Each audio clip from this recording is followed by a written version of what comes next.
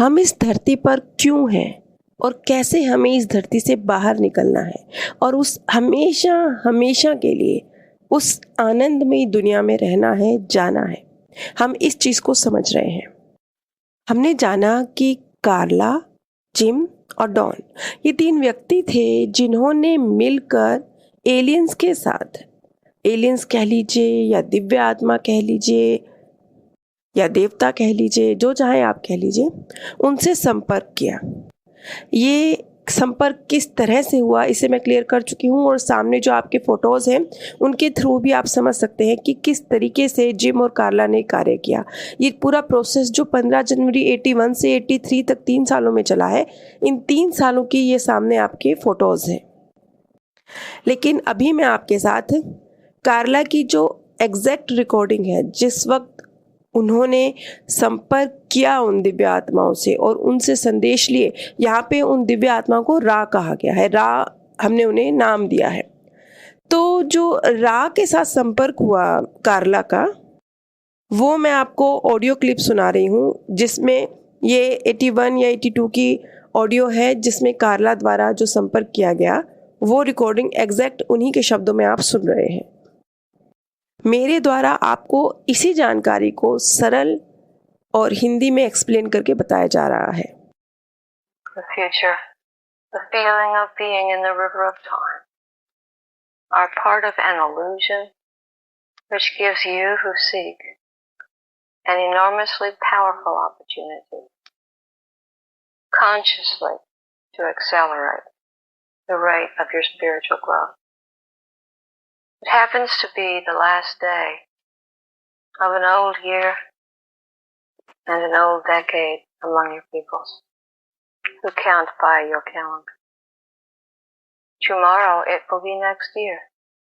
Shall it feel like a different time? Shall it seem transformed? For the most part, no, because you are the same. You have always been, you are, and you will always be. The choices that you make in this density are predisposed by the biases and polarities that you have picked up in lifetimes long ago and more recent, when biases of love and peace and gentleness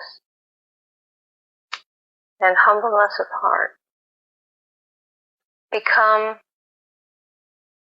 your rest and your confidence. Then perhaps you may release time and space, allowing it to be a useful and extremely potent offerer of catalyst to those who wish to learn lessons of love. You see, you are at the beginning of self-consciousness. You have almost finished this year in the school of eternity, this illusory time. However, the choices that you make are made in time-space and redound not to the outer world and its mundane concerns, but to the heart and the vital feeling of each. In this way, we may say to you more simply that the magical personality is an artifact of one who has been able to focus the heart and the mind upon the Infinite One. It is, in a way, possible to think of the higher self as being separate from you. But just as you were yesterday and shall be tomorrow in a new year and a new decade, so the I am that is the core of you learns of love, of wisdom and of loving, wise compassion. When these lessons have been learned to the extent that they are without significant distortion, and this takes much time, you turn, reaching through time, for you are in time-space, within your meditation. This higher self offers a gift.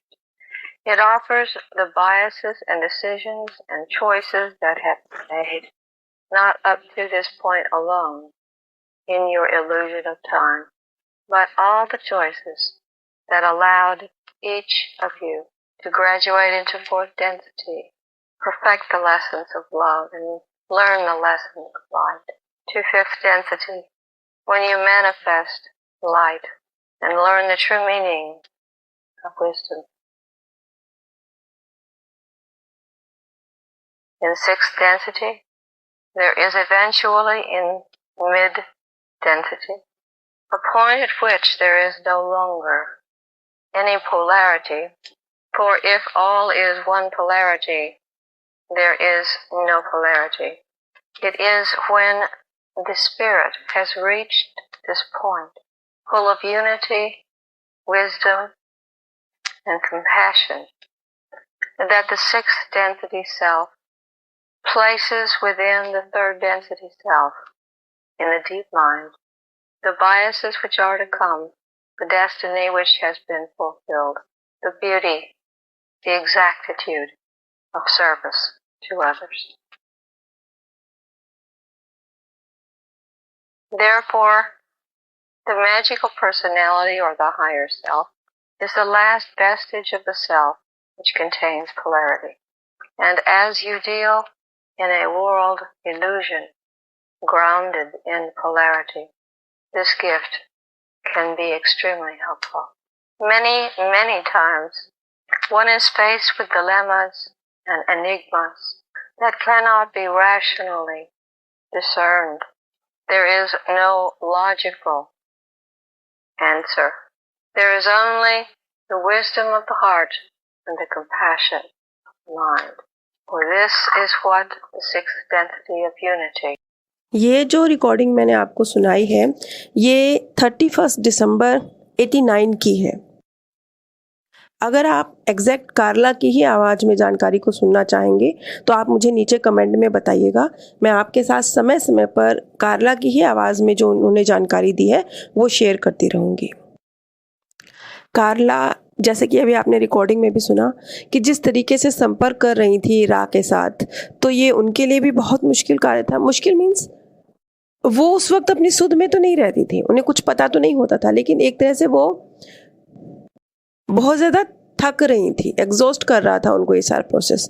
तो एक बहुत छोटी सी बात बोली रा ने कि आप ना एक पानी का ग्लास लीजिए और उसके ऊपर अपना हाथ रखते हुए सिर्फ एक सच्चे मन से ये थॉट क्रिएट कीजिए कि मेरा सारा प्यार, सारी खुशी, सारा प्यार इस पानी में घुल रहा है। और उसके बाद वो पानी इस तरीके से कार्ला को पिला दीजिए तो वो चार्ज हो जाएंगी। सुनने में ये प्रोसीजर कितना कुछ भी नहीं लगता ना, कितना मामूली लगता है, लेकिन ये भी मायने रखता है। जैसे हार्वेस्ट का एक प्रोसेस चलता है, कटाई का एक प्रोसेस चलता है कि जब एक फसल तैयार हो जाती है उसे काट लिया जाता है, फिर वहाँ नई फसल उगनी शुरू होती है। इसी तरह का एक प्रोसेस रा के द्वारा भी बताया गया। डिटेल में इस प्रोसेस को हम आगे डिटेल में आने वाली कड़ियों में जिक्र करेंगे।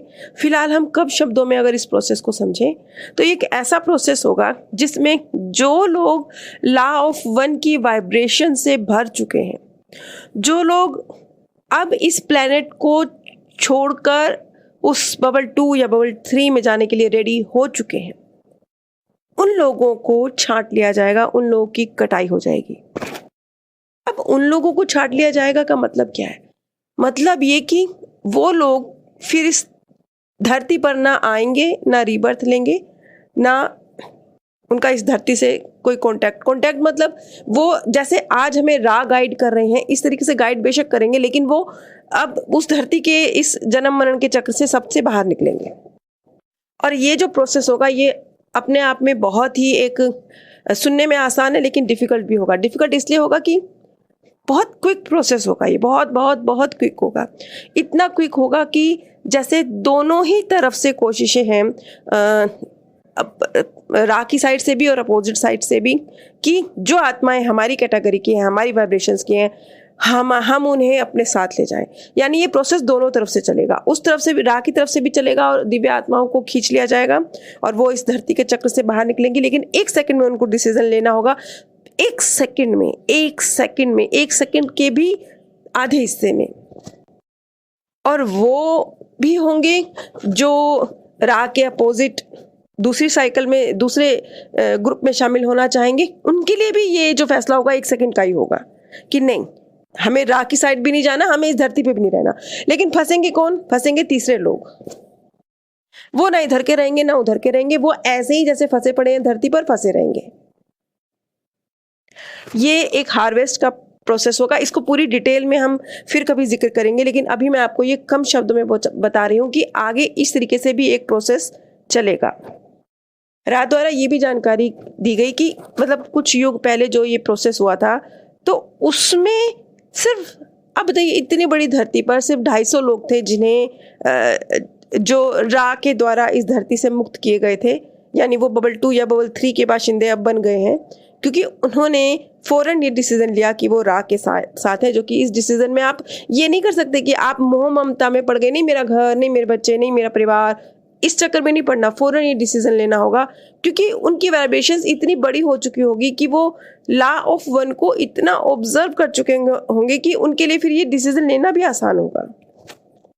रा कहते हैं ये जो हार्वेस्ट का प्रोसेस है, हम इसमें बहुत इंटरेस्टेड होते हैं, बहुत होते हैं, क्योंकि एक तरह से ये नतीजे का, रिजल्ट का टाइम है, कितने बच्चे पास हुए, कितने बच्चे फर्स्ट आए।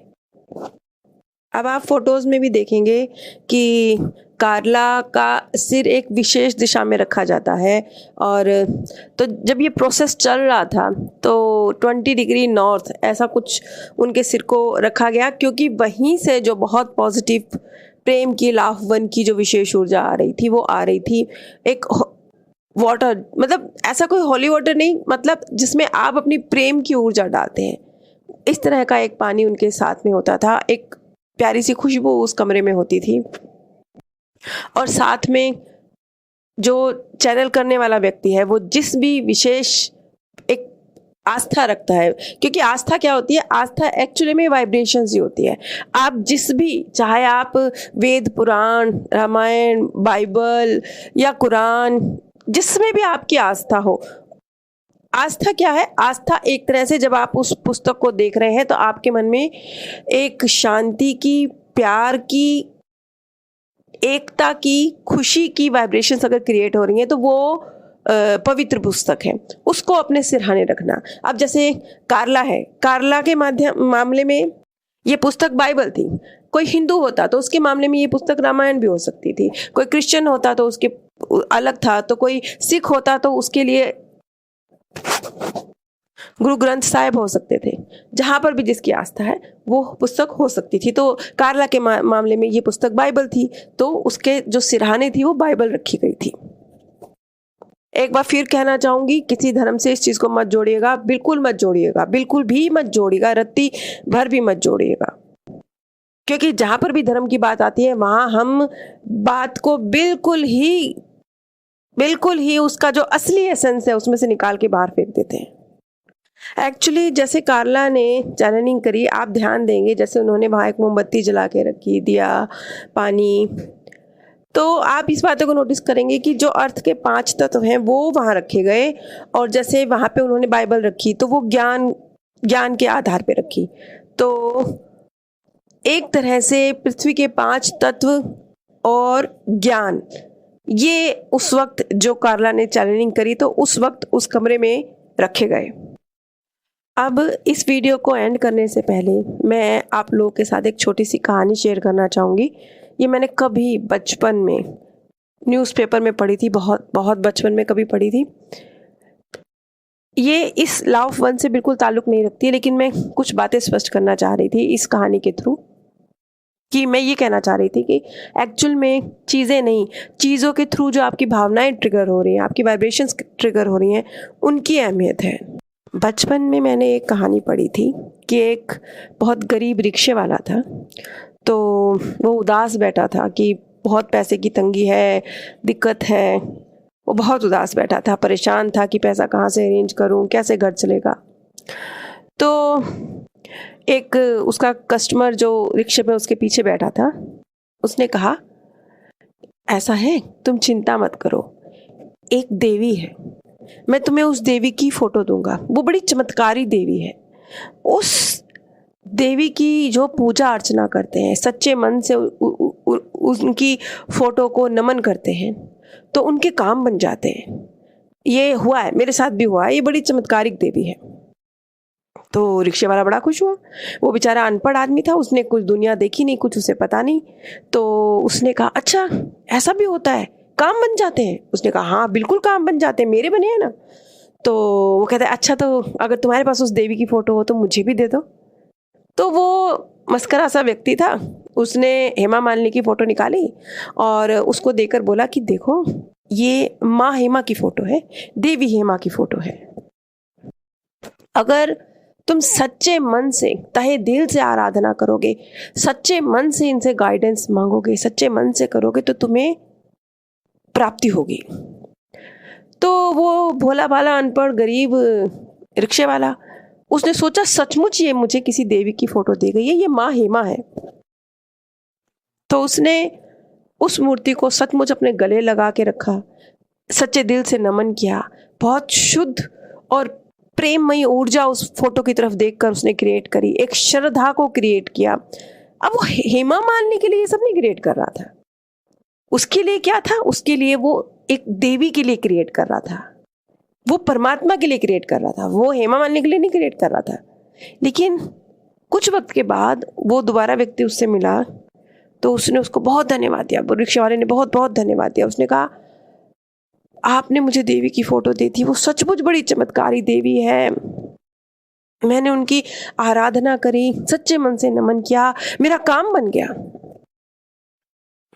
इस पर वो व्यक्ति भी हैरान था कि मैंने तो इसे एक फिल्म हीरोइन की फोटो दी थी, ये क्या कह रहा है। तो यहाँ मैं आपको ये कहने की कोशिश कर रही हूँ कि कुछ भी हो, कोई भी ग्रंथ हो, जैसे कार्ला के मामले में बाइबल होगी, कोई भी ग्रंथ हो, ये एक फीलिंग्स हैं, क्योंकि कार्ला बड़ी प्योर सोल रही है, तो वो उसकी फीलिंग्स हैं, उनका जादू है। आप सभी पर परमात्म सौंदर्य, प्रेम और आनंद सदैव बरसता रहे। आप सभी दिव्य परम धाम में स्थान